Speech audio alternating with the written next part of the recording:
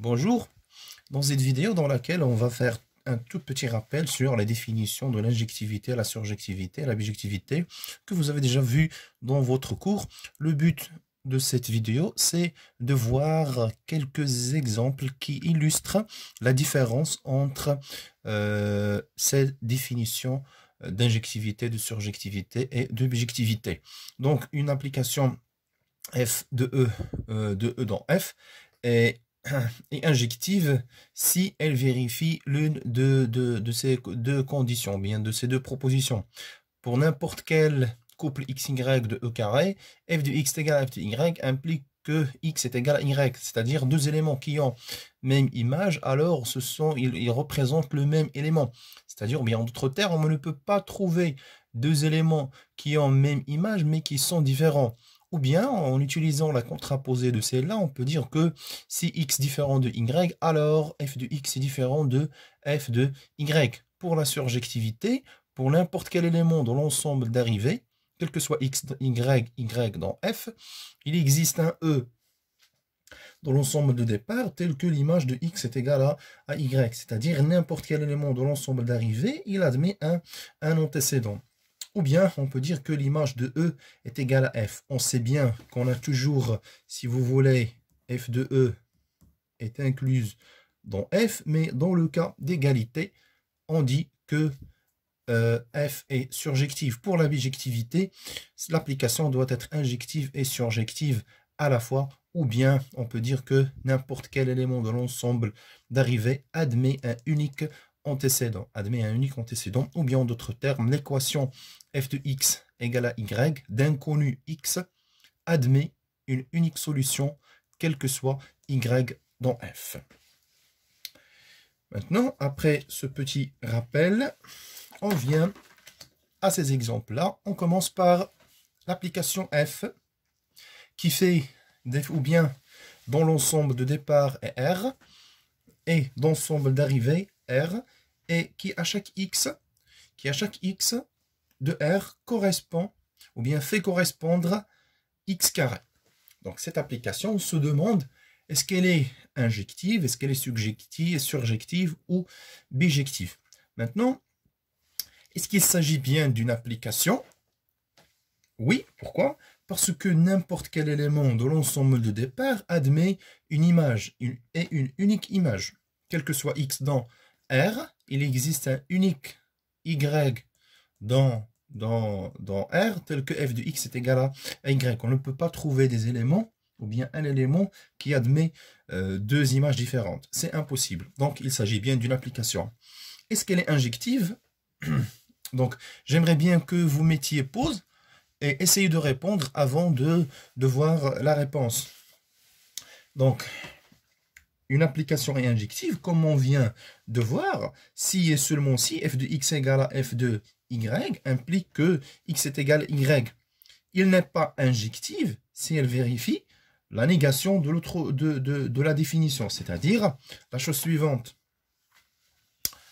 F n'est pas injective si seulement si il existe un couple de nombres de l'ensemble de départ, ou bien d'éléments de l'ensemble de départ, qui ont la même image, mais qui sont différents.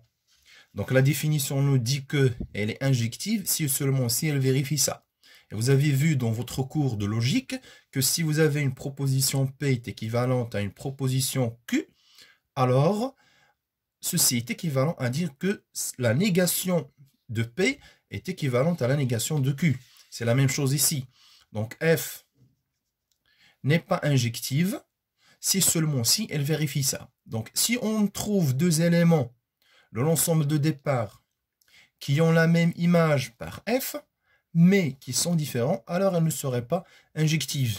Donc ici, si on vient à notre exemple, ça saute bien aux yeux rapidement de voir que, par exemple, f de 2 et de moins 2 sont égales à 4, donc sont égaux. Donc on a, si vous avez, donc on a f2 moins 2 est égal à f2 de 2 et moins 2 est différent de 2.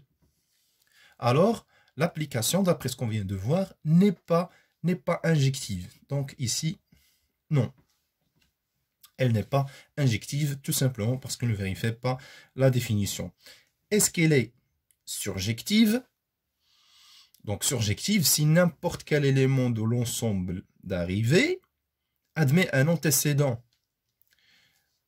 On a l'image de x, c'est x carré. Donc on se demande, est-ce que vraiment n'importe quel élément de R admet un antécédent? On se demande aussi, est-ce qu'il existe des éléments de R qui n'ont pas d'antécédent? Donc ici, on voit bien que l'ensemble des nombres strictement négatifs n'admettent pas d'antécédent. Par exemple, moins 1 n'admet pas d'antécédent. Si vous voulez, par exemple, moins racine 3 n'admet pas d'antécédent. Tous les nombres strictement négatifs n'admettent pas d'antécédent. Donc, je rappelle, qu'est-ce que c'est qu'une application surjective? C'est ce qu'on a vu tout à l'heure. Qu'est-ce que c'est que maintenant une application qui n'est pas surjective? C'est-à-dire, on trouve un élément de l'ensemble d'arrivée, tel que n'importe quel élément de l'ensemble de départ, qui est E, f de x est différent de y. Pour illustrer ça, on regarde le diagramme suivant. Donc, regardez bien. Cette application de E dans F, l'image de cet élément, c'est celui-là. L'image de cet élément, c'est celui-là. L'image de cet élément, c'est celui-là. D'accord? L'image de cet élément, c'est celui-là. Mais si vous regardez ici, il y a deux éléments qui n'ont pas d'antécédent. Alors, cette application-là n'est pas surjective. N'est pas surjective. Et on peut dire aussi, comme un petit rappel, n'est pas aussi injective. Pourquoi elle n'est pas injective? Parce qu'il y a deux éléments qui ont même image. Ces deux éléments sont différents, mais qui ont la même image. Alors, cette application-là devant nous n'est ni surjective, ni injective. Donc, c'est presque la même chose de ce qui se passe ici. Donc, moins 1 et moins 3 n'ont pas d'antécédent. Alors, on peut dire que ce n'est pas une application surjective. Si vous voulez une justification, on peut dire que quel que soit x dans R, on a f de x qui est x carré et est différent de moins 1. On ne peut pas trouver un élément dont l'image est égale à moins 1.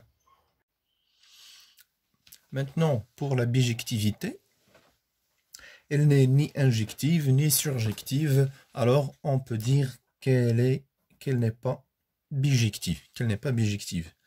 On arrive au deuxième exemple. Donc ici, on remarque que nous avons la même correspondance que dans le premier exemple. À chaque x, on associe x carré, mais l'ensemble de départ, cette fois-ci, c'est R+. Donc, on change ici l'ensemble de départ par rapport au premier exemple. Est-ce qu'on va avoir une certaine injectivité, surjectivité ou bijectivité de cette application?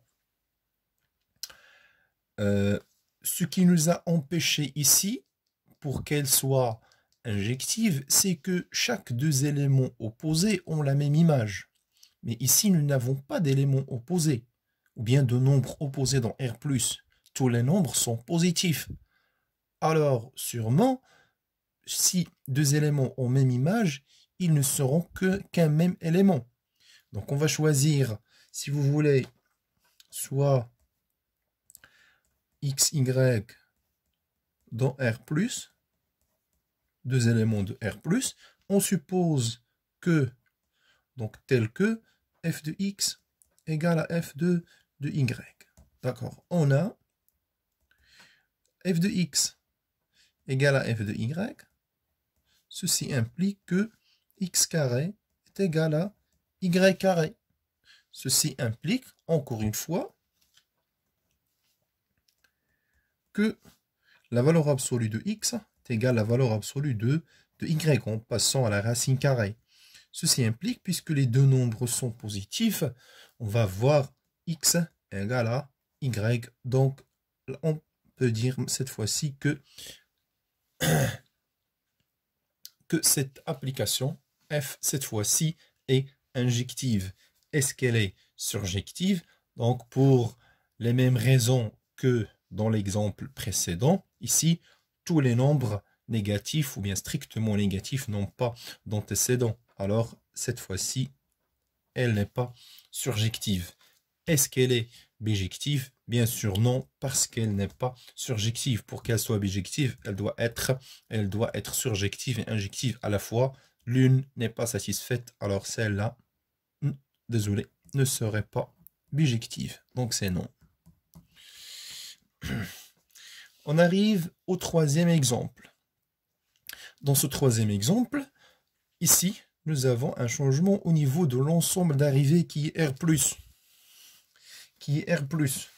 Est-ce que, cette fois-ci, cette application est injective, surjective, bijective? On va voir. On commence par l'injectivité. Est-ce qu'elle est injective? Ben, il est clair que non. Pourquoi? Parce que pour les mêmes raisons que dans le premier exemple, ici, l'image de moins 2 et 2 sont les mêmes, moins 2 et 2 en même image, mais qui sont différents.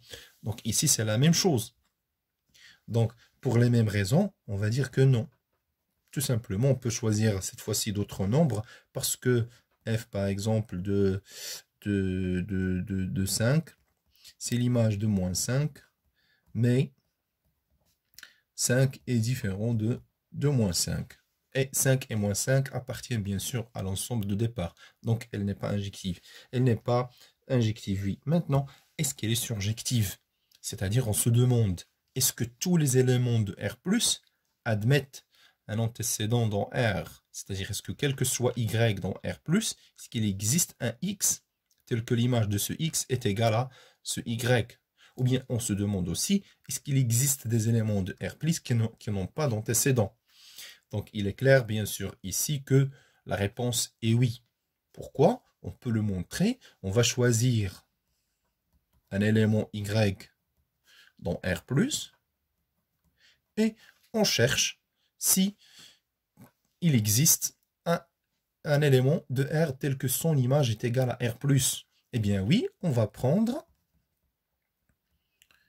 prend X égale la racine de Y. Et on va calculer, est-ce que vraiment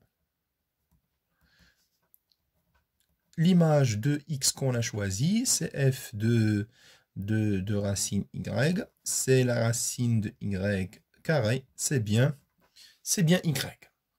Alors, nous avons pris un Y dans l'ensemble d'arrivée, et nous avons trouvé, il est quelconque, et nous avons trouvé un élément dont l'image est égale à celui-là. On peut faire d'autres choix, si vous voulez.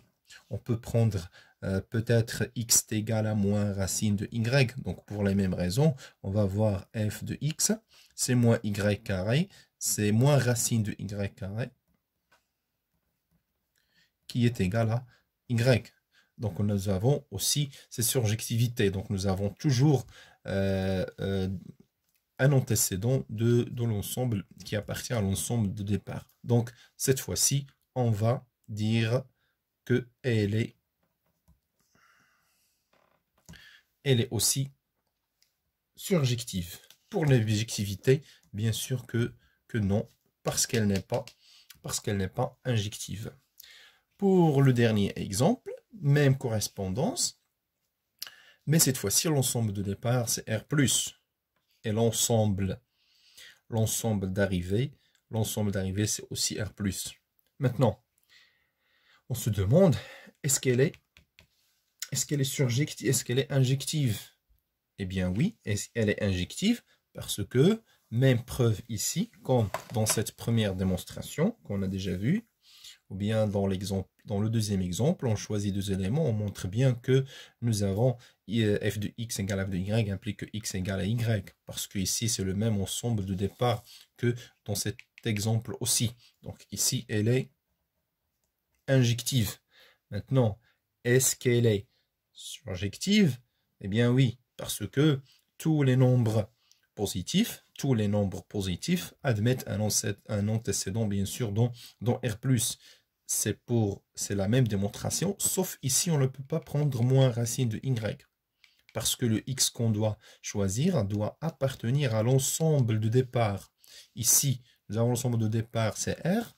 Donc, ce n'était pas problème de choisir racine y ou moins racine de y. C'est la même chose. Donc, on va avoir même image. Mais ici, il faut être prudent. Nous avons que ce choix ici, racine y, qui peut satisfaire la définition. Donc, ici, nous avons aussi, oui, quel que soit un nombre positif, on peut trouver un nombre positif et même il est unique. Il est unique. Donc ici, on peut répondre en utilisant le fait, on peut utiliser la définition directement si vous voulez. Donc il existe au moins.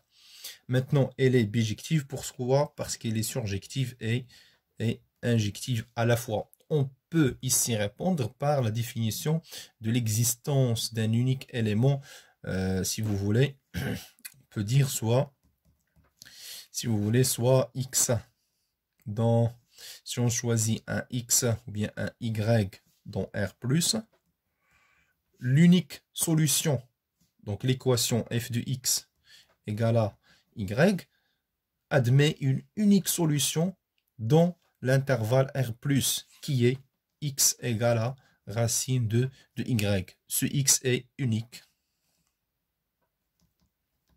Il n'existe pas d'autres éléments dont l'image est égale à racine y dans R+. Ou bien, on peut justifier simplement du fait qu'elle est surjective et injective à la fois.